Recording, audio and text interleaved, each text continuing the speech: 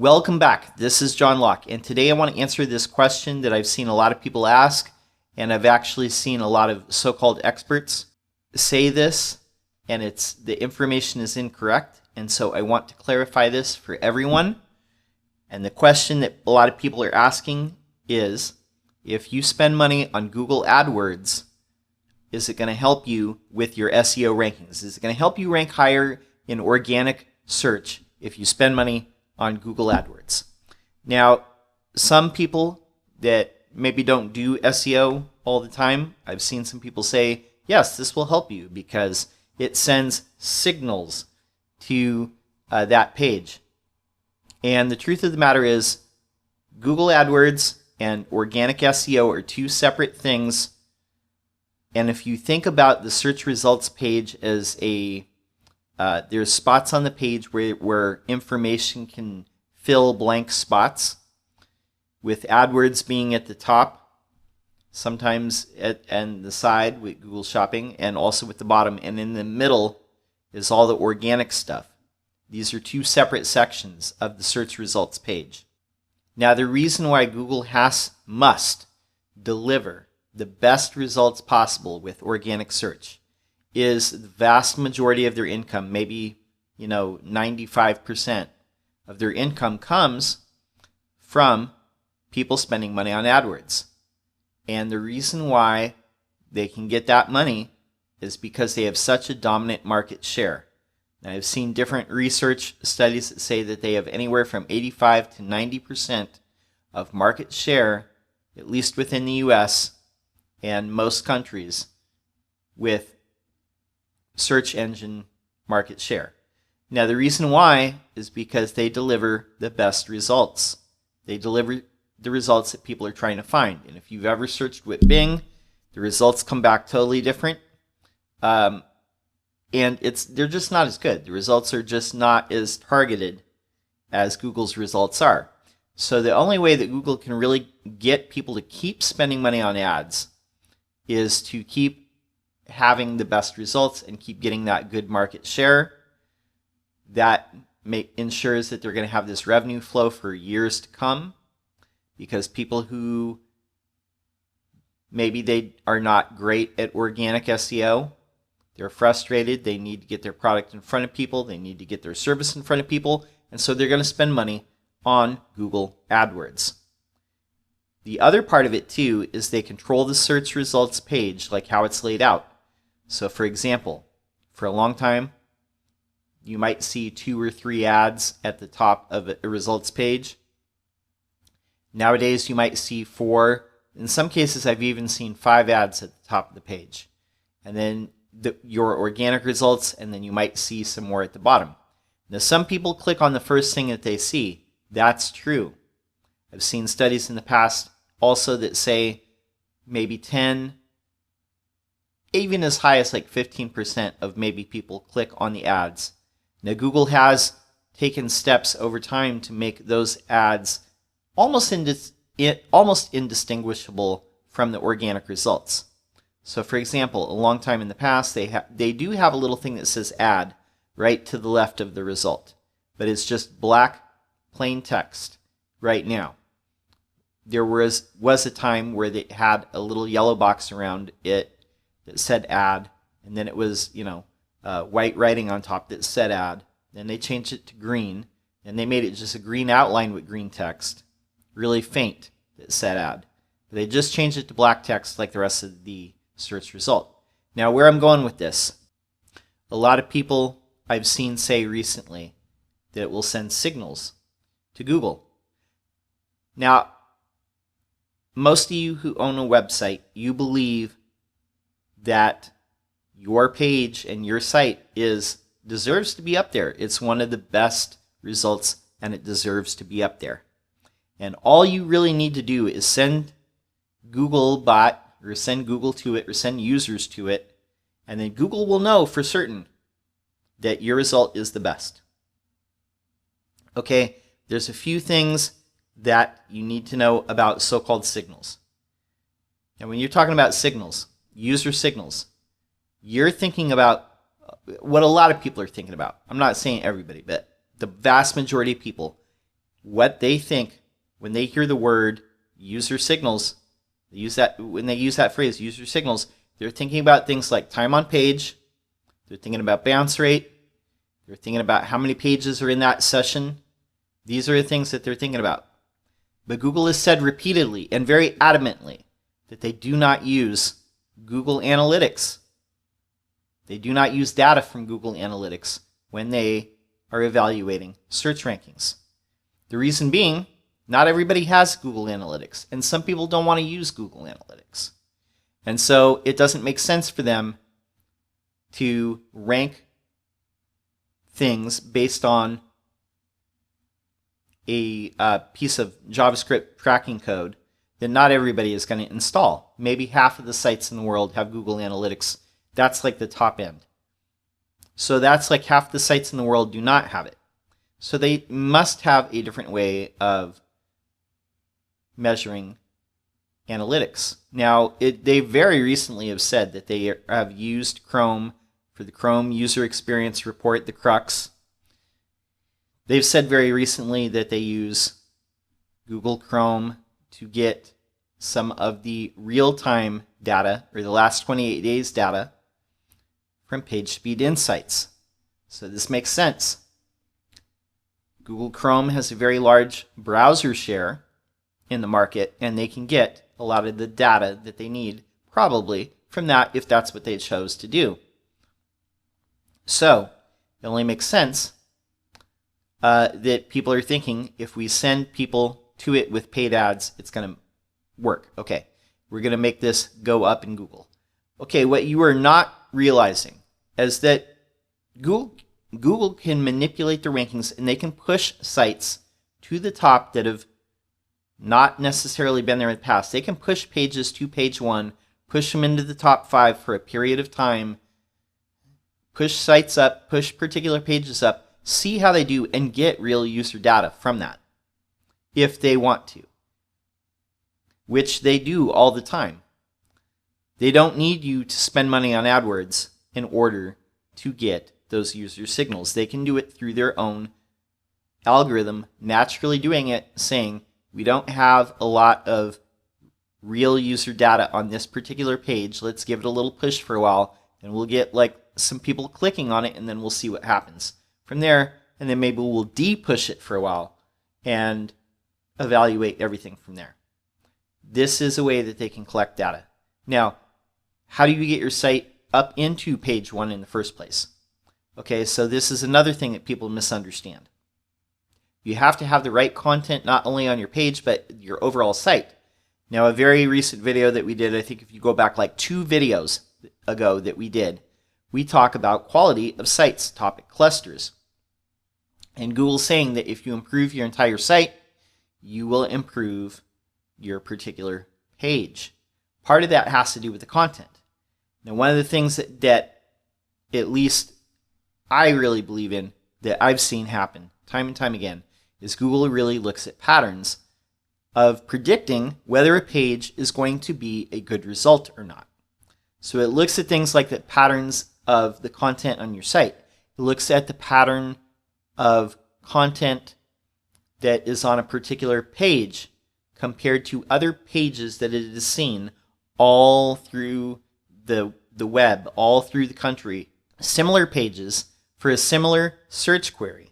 And so it can say pages that seem to have this type of content, that seem to address these types of questions and answer these types of things on this page, and has these other types of data or helper content or secondary content on this page, seem to do better. So if your page has it, if we come across your brand new page and it has those things, then the prediction would be it probably has a higher chance of satisfying a user's search query than a page that doesn't have these things.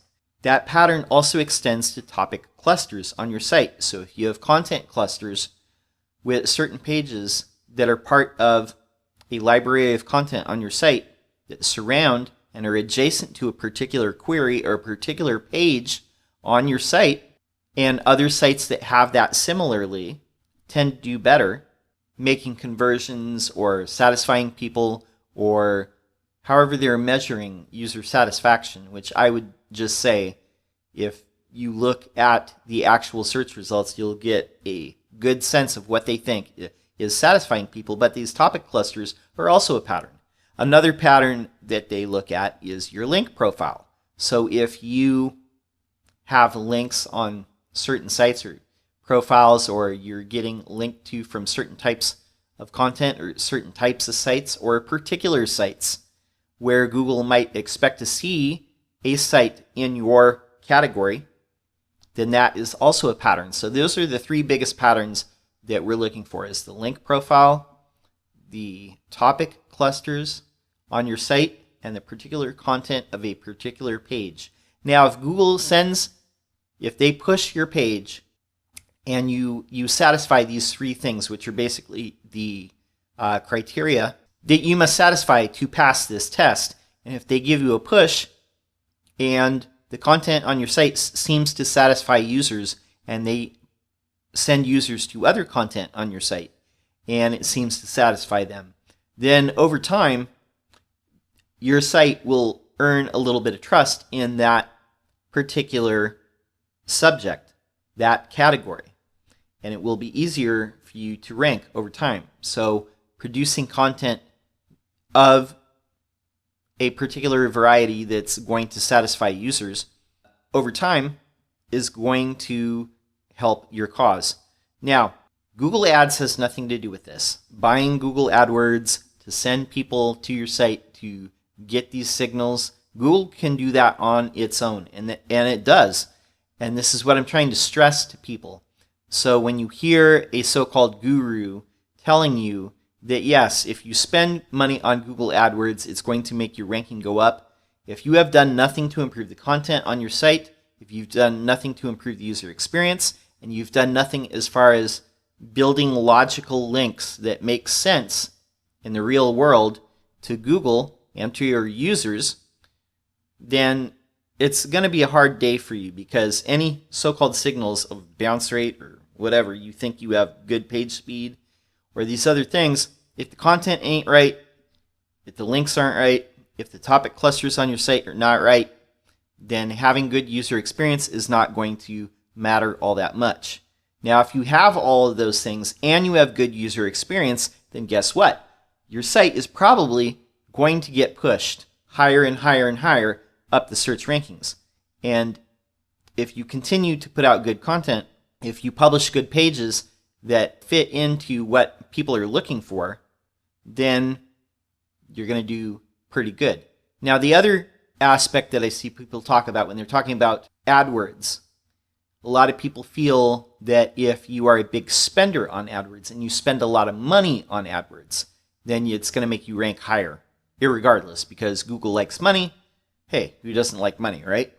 But if you spend a lot of money on AdWords, then hey, they're going to push you higher. Like I said, the biggest thing that they need to do is keep the integrity and the quality of their organic search results, because if they let that slip, then they're not going to have market share, and then people aren't going to spend as much money on AdWords as they have been doing. So they must keep that integrity. Okay? So spending money on AdWords, though they like that, it's not going to influence organic, because they have to keep those two things separate. Now, they have said in the past that they do want to rank big brands. Big brands do spend money on AdWords. They might bid on their brand name. They're going to bid on all the keywords that they care about. They're going to make sure that they get that, 10 to 12% of people who click on results at the top, and they click on an ad, and they're not looking for an organic result, because sometimes the paid ads are not that great either. Sometimes they're kind of crappy pages. But the thing of it is Google has other means of measuring or trying to predict whether a brand or a particular site is a big brand or it's just a mom and pop shop. And they're going to favor websites and brands and entities that look like a large brand and have characteristics of large brands. We've done many, many videos on this, so you can go back and search for those. Just search big brand. Okay, the third logical reason why if you spend money on AdWords, it's not going to help you with organic SEO. And in fact, you should be thinking about it in a different way. Hey, a lot of intelligent people who spend money on AdWords, they're not sending that traffic to a regular web page. They're sending it to a specific landing page. So again, we're comparing apples to oranges here, and why spending money on AdWords is not necessarily going to move the needle for you. Many people, if they're going to spend money on AdWords, because again, some keywords cost more than others. Some cost a lot. Some people, even if the keywords don't cost a lot, they want to spend a lot of money because they want to get that traffic. They send traffic to a page that has a contact form, but it has no navigation up the top to where people can go to a different page and maybe get sidetracked. They want people to contact them or fill out a form or buy a product or contact them for more information or whatever it is that they want them to do. In most cases, they're filling out a contact form saying like, hey, like I want to get your service. It doesn't have that navigation. Now, I'll give you a good example so you can understand what I'm talking about. When you're on an e-commerce site like Amazon, when you get to the checkout page, when it comes down to like, hey, complete your order, you will notice that the navigation is different. Suddenly you don't have all this search capability. You don't have all these links to different things to where you're getting distracted from what they want you to do, which is complete that purchase and place that order. So similarly, a lot of pages where people send paid AdWords traffic is to pages that are like that. They don't have links that go off to different places. It's not a regular page on their site. It's a page with no or limited navigation. They want you to complete that task, fill out that form, or place that order, or give us your information so we can do a service call or whatever it is. That's what they want you to do. So these people might spend a lot of money on AdWords, but it's not sending it to a page on their regular site. Sometimes people set them up on subdomains. Sometimes they have special pages on their site that aren't indexed in the Google index. If you search for them, they're not in there. But they're pages that they're specifically set up for AdWords. So keep this in mind. So next time you hear somebody ask this question, or next time you hear somebody say, yeah, if you send people with AdWords to a page on your site, it's giving them signals. Like, that person does not know what they're talking about. I hate to say it. I hate to be disparaging, but it is true. These are two separate parts of the Google search ranking page. They don't affect one another. They want to keep that integrity with the free search results so that people who are frustrated with organic SEO, or they're saying like, hey, we're not getting found in Google, we're willing to spend money on ads, and hey, like other places do it too, like Yelp, they'll have like 10 results up at the top of the page, they're all paid, then you get to the organic results. It's the same principle. If people go to a site and the site's really popular, then they can charge for that placement at the top, because not everybody is so savvy. And they do make it difficult to detect the fact that these are ads. They're not organically ranked listings. It's the same principle. So just keep that in mind. Spending money on AdWords, it does not affect your search rankings. All right? My name is John Locke. My business is Lockdown Design and SEO. I hope you have enjoyed this. Would love to see you subscribe. We're putting out videos on a regular basis. If you have a question that you would like to see answered, put it in the comments below. I'd be happy to answer it for you. That's all I have for now. Until next time, peace.